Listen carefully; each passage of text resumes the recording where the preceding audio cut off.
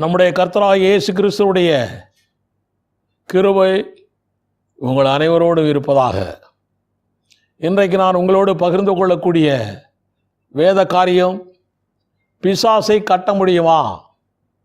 பிசாசை கட்ட முடியுமா?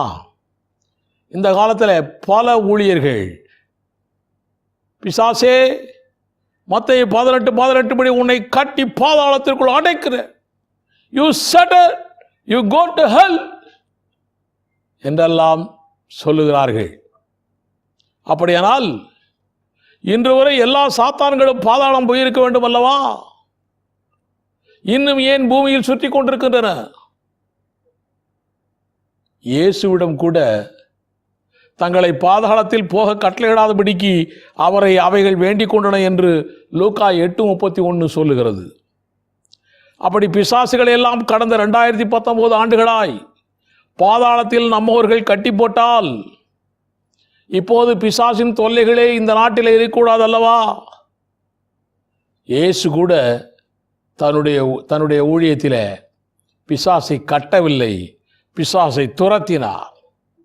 அவர் 1000 வருட அரசாட்சியின் போதுதான் வெளிப்படுத்தல் 20ஆம் அதிகாரம் 1-2 வசனத்தின்படி பிசாசை அதல பாதாளத்தில் கட்டி போடுவார் என்று வசனம் சொல்லுகிறது. இயேசு நமக்கு ஒரு காரியம் சொல்லிக் கொடுத்தார். மார்க்கு 16ஆம் அதிகாரம் 17ஆம் வசனத்தின்படி பிசாசை துரத்தத்தான் அதிகாரம் கொடுத்திருக்கார் ஒழிய பிசாசை கட்டி போட அல்ல. பாதாளத்தின் திறவுகோல் இயேசுவிடம் இருக்கும்போது நாம் எப்படி பிசாசை கட்டி பாதாளத்திலே போட முடியும்? அப்படியானால் மத்தேயு 18:18 அர்த்தம் என்ன? மத்தேயு 18:18 வாசிக்கிறேன், கேளுங்கள்.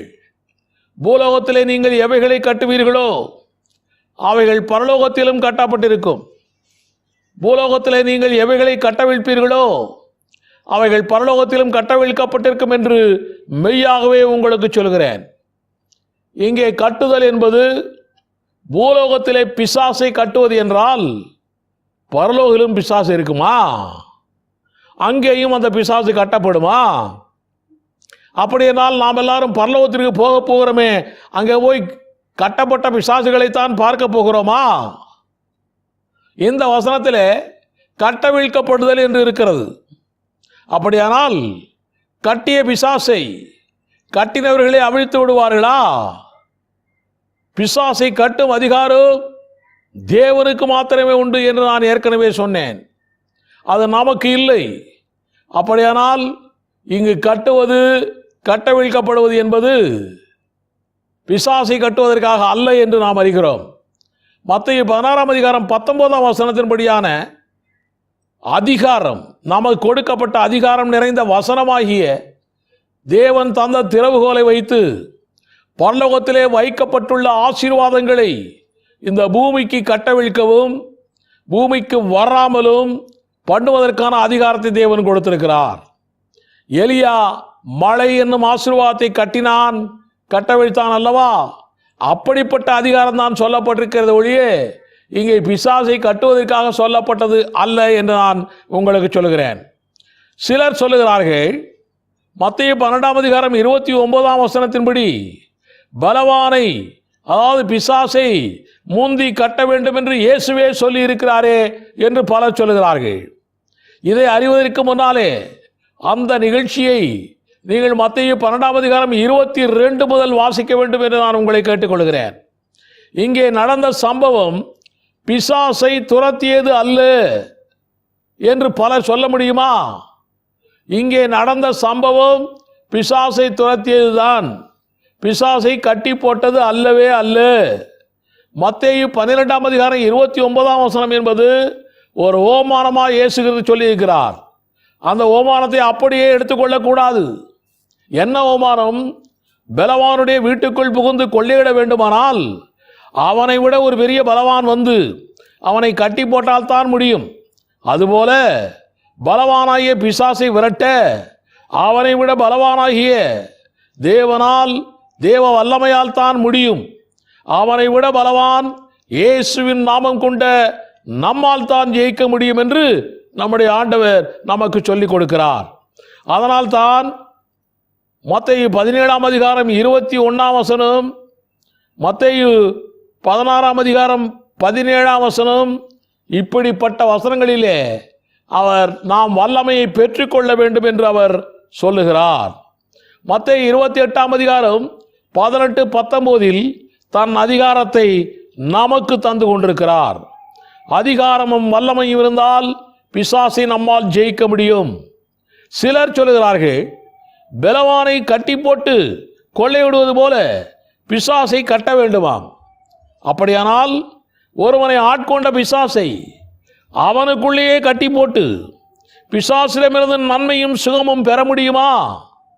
பிசாசிடம் தீமைதானே இருக்கிறது, பிசாசிடத்திலே நன்மை இல்லையே. அப்புறம் எப்படி நீங்கள் நன்மையும் பெற்றுக்கொள்வீர்கள்? மட்டுமல்ல, பிசாசை கட்டி போட்டால் அது அந்த மனிதனும் தானே இருக்கும், வெளியே போகாதே.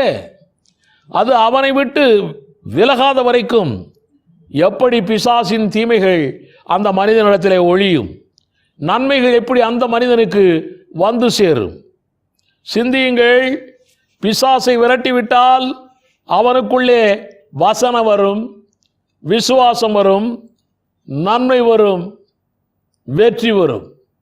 ஒரு கதையை உங்களுக்கு சொல்லுகிறேன். ஒரு குருடன் ஒருவன் இருந்தான். அவனிடத்திலே ஒருவர் போய் சொன்னார்கள், இந்த சிறுவன் மரித்து போய் விட்டான் என்று சொன்னார்கள். எப்படிங்க மரித்து போய் விட்டான் என்று குருடன் கேட்டான். அதற்கு அவர்கள் சொன்னார்கள், பால் குடித்தான், பால் விக்கிச்சு, அதனால தான் செத்து போயிட்டாருன்னு. பால் எப்படிங்க இருக்கும்னு கேட்டான் குருடன். நான் சொல்லுகிறது கதை. பால் எப்படி இருக்கும் என்று குருடன் கேட்டான். பால் வெள்ளையாக இருக்கும் என்று சொன்னார்கள். வெள்ளை எப்படிங்க இருக்கும் என்று குருடன் கேட்டான். அது கொக்கு போல இருக்கும் என்று சொன்னார்கள். கொக்கு எப்படி இருக்கும் என்று கேட்டான்.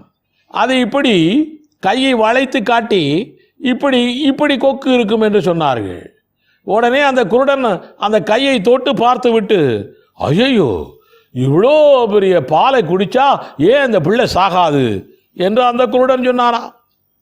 ஆக இந்த காலத்திலே பலர் வசனத்தை ஓமானத்தை ஓமானமாக எடுக்க வேண்டும், டைரக்ட் வசனத்தை டைரக்டாக எடுக்க வேண்டும், தீர்க்க தரிசனத்தை தீர்க்க தரிசனமாக எடுக்க வேண்டும் என்ற ஒரு உணர்வு இல்லாமல் மனக்கண் குருடாய் இன்றைக்கு நிறைய பேர் இருந்து கொண்டிருக்கிறார்கள். ஆக நாம் எல்லாருமே பிசாசை விரட்டுவதற்கு அதிகாரம் பெற்றிருக்கிறோம்.